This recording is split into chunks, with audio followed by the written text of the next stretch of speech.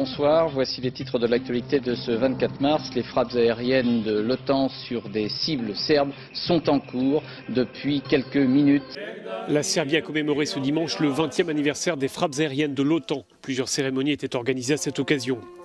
Pour les Serbes, il s'agit d'honorer la mémoire des victimes des bombardements menés par l'Alliance Atlantique, des raids engagés le 24 mars 1999. L'objectif de l'OTAN, alors, mettre fin à la répression des Kosovars albanais par le régime de Belgrade. 25 janvier dernier, au Conseil de l'Europe à Strasbourg. À l'extérieur du bâtiment, quelques dizaines de manifestants kosovars. Ils sont venus défendre l'Učeka, le mouvement de guérilla qui s'est battu contre les Serbes pendant la guerre du Kosovo. L'Učeka est pur comme l'eau qui descend de la montagne. Car au même moment, au sein de l'hémicycle européen, l'Učeka est attaqué. Devant 47 États, Dick Marty mène l'offensive. Ancien procureur, député suisse, connu pour son enquête choc sur la CIA.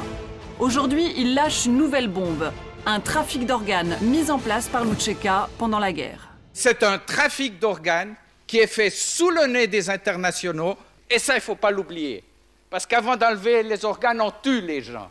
Et il y a des centaines de personnes qui manquent toujours à l'appel. L'acte d'accusation de Dick Marty est précis, détaillé, implacable. Il décrit l'impensable, les exécutions de prisonniers, leurs reins extraits dans des cliniques. Dick Marty accuse et cite par leur nom les principaux responsables de l'Učeka. L'actuel Premier ministre et ancien chef de la guérilla, Hashim Thaçi, est décrit comme le plus dangereux des parrains de la pègre. Mise en cause également l'OTAN, l'ONU qui ont porté l'Učeka au pouvoir et l'ont couvert pendant plus de 10 ans. Le président du Kosovo, accusé de crimes de guerre et de crimes contre l'humanité.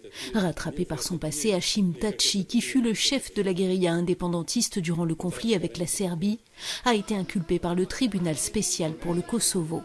Et il n'est pas seul. L'acte d'accusation du procureur vise aussi d'autres responsables de l'Učeka, dont Kadri Veseli.